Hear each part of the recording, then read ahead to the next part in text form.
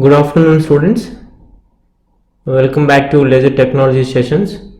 So, in the last class, we have discussed about line broadening mechanisms. So, it plays a major role because your threshold condition is depending upon your line shape function. So, this line shape function will decide you what are the modes can oscillate inside the laser cavity. So, your line shape function we already discussed in our previous sessions. Your g of omega is your line shape function. So this in general can be broadened. So we have the different broadening mechanisms.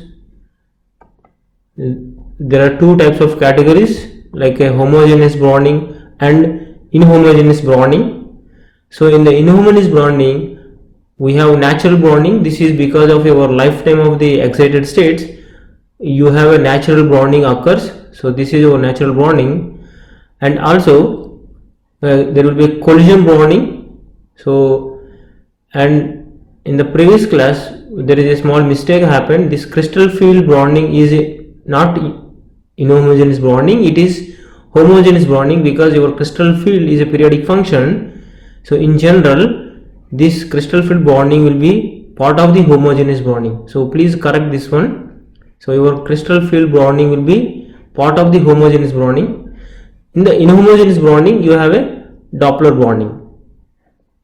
So that's what we have discussed in the last sessions. So now we will be focusing on natural broadening. So the natural broadening occurs because of your excited state. So your excited state had certain width. So that is your delta E, that leads to you have a emission from this excited state. So the emission wavelength has a not a single frequency, it has a many wavelengths in it. So that is it has a width of the frequencies. So that is nothing but delta omega. So thus that is our line shape function. So that is we have got this kind of a function by solving your Einstein-Red equations. Okay, so we have seen the Einstein-Red equation for the spontaneous emission is nothing but your minus A21 is a Einstein coefficient and number of population in the state E2.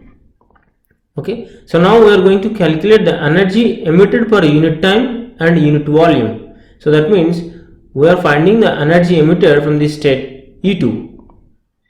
So that can be written as W of t.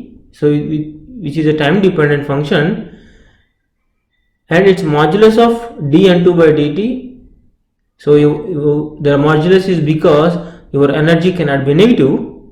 So that is the reason you have to take the modulus, and your incident energy, that is h cross omega naught. And we already know that from our lecture number 3.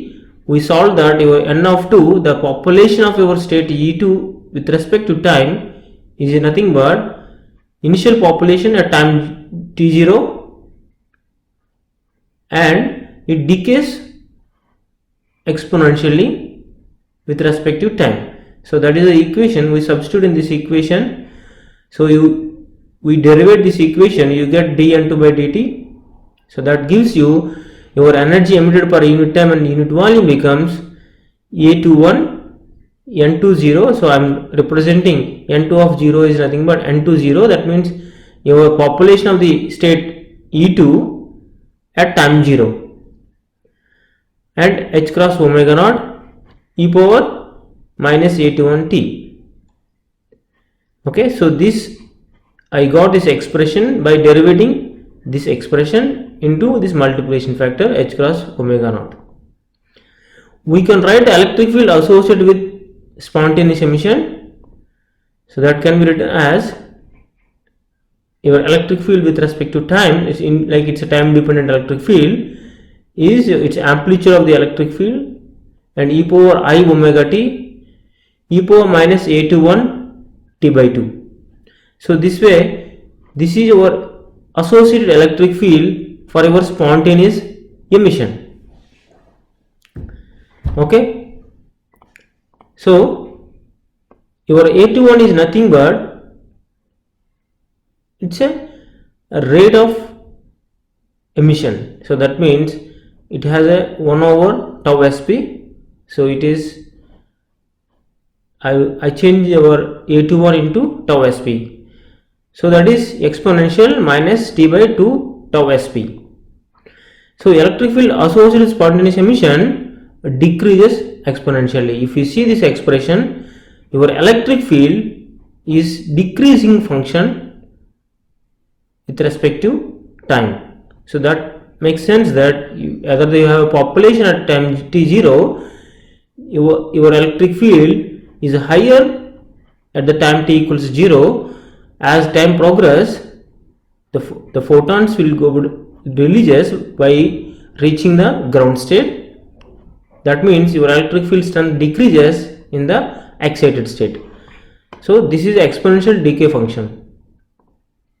Okay, so now if we plot with respect to time, so this is your electric field strength. So the maximum at time t equals to 0, that is E naught. So as time progress, you see it is decreasing function, and now your electric field is a time dependent function. Now we know that to get a spectrum you have to do the Fourier transform. So now to get the spectral electric field, so that means your E of omega, it running from minus infinity to infinity, your electric field, time dependent electric field, into in frequency components. So now you substitute your E of t here, and also I am taking a integration from 0 to infinity. The reason is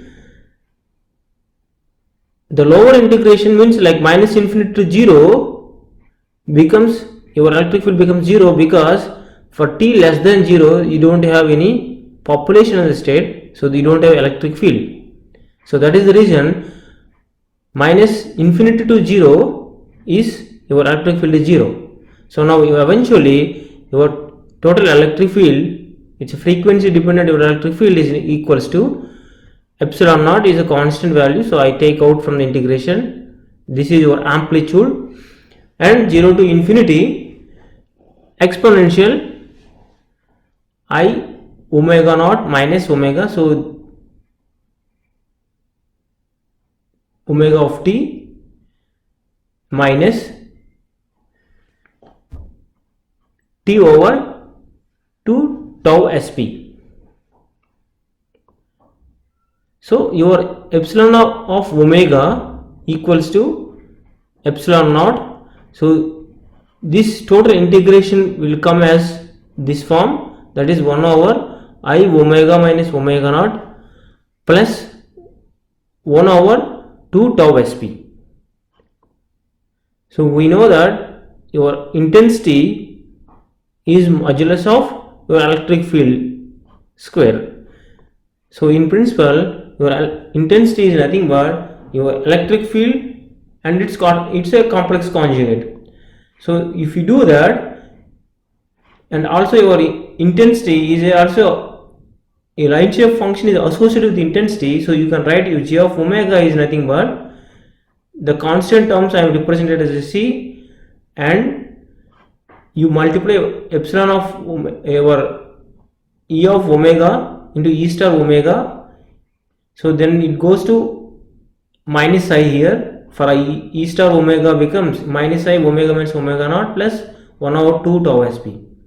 So now you have two expressions, one is I omega minus omega naught plus 1 over 2 tau sp.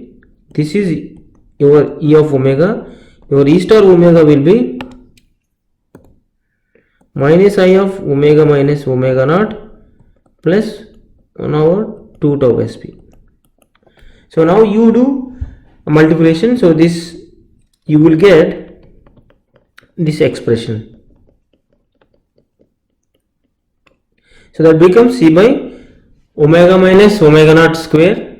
So your I square is minus 1, then minus into minus will get in the two expression becomes plus 1 over 4 tau sp square.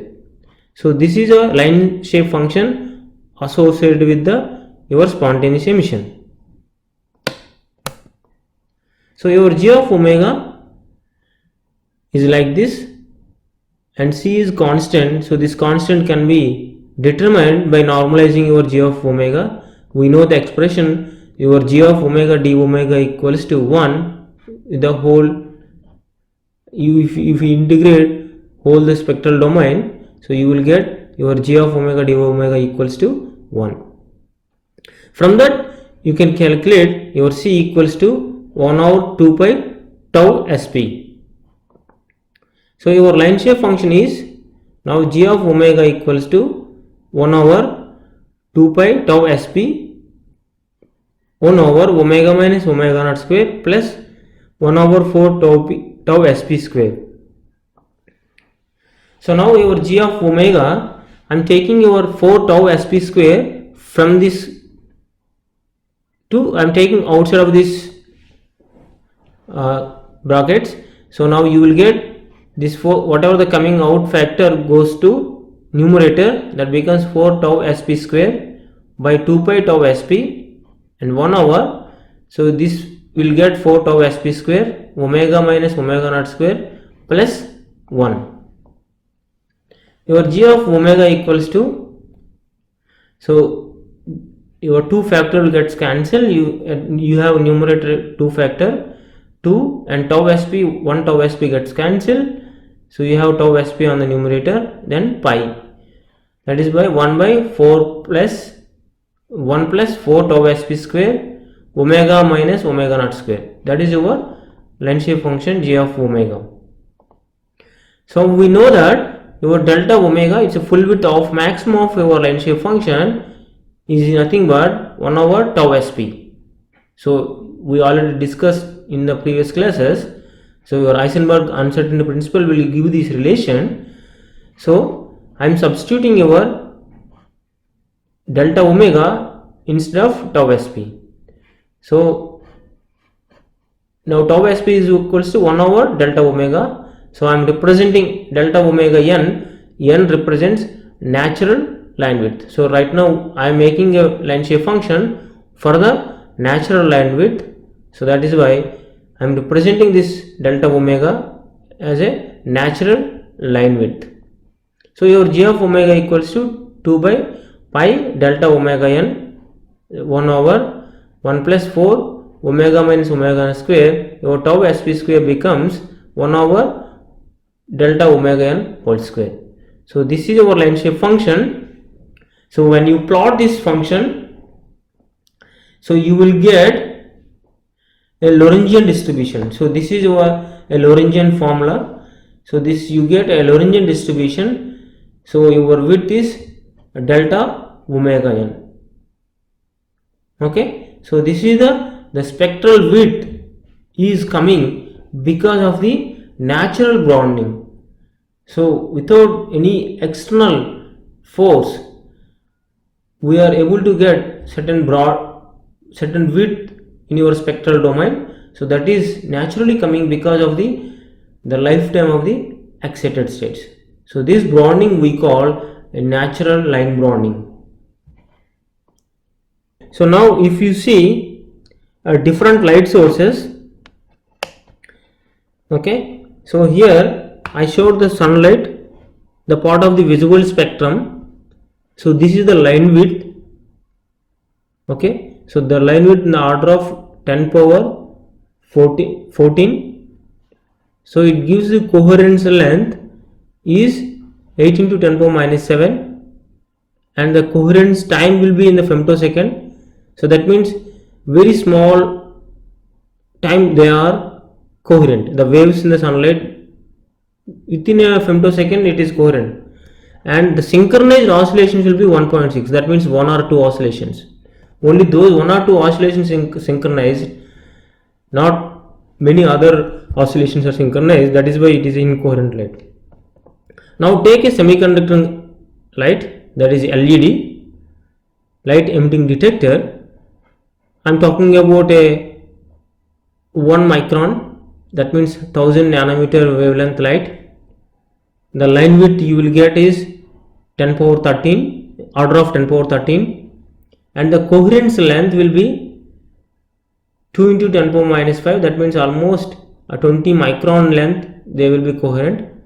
The coherence time in the order of 10 power minus 14, that means almost 0.6 femtosecond, and the number of oscillations you will get in coherent is 20 oscillations. For the laser, simple laser diode, as you see like in a laser pointer, or if you take the wavelength around the same wavelength of LED, that's 1000 nanometer, you will get 1000 synchronized oscillations. And now coming to sodium D lines, you have a line width of 8.64 into 10 power 9. Your coherence time will be 1 into almost 10 nanoseconds, and you get a synchronized oscillations of this many. And your helium neon laser, it works at 632.8 nanometers. Your line width will be 1 megahertz. The coherence length will be 300 meters. So within the 300 meters, you can find out their coherence, all the phases will be same up to 300 meters. Whatever the light you find out at any time, the phase it has a constant phase relationship between the input, and it has a coherence time in the microseconds, and synchronized oscillations order of 10 power 8. Okay, so these are all about your line widths and your coherence length and coherence time. And now I will ask you to find out or estimate the remaining parameters for ruby laser, Nd:YAG laser and ND glass laser. I already gave the wavelength of interest. So we know that ruby laser, the most prominent wavelength is, operational wavelength is 694.3 nanometers, and Nd:YAG lasers is 1064 nanometers, and ND glass laser is 1.05 micrometers. Okay, so now the assignment, you have to estimate all the delta lambda, line width, coherence length, coherence time, and number of synchronized oscillations. Okay, so if no questions, then we can end the class. So see you next week.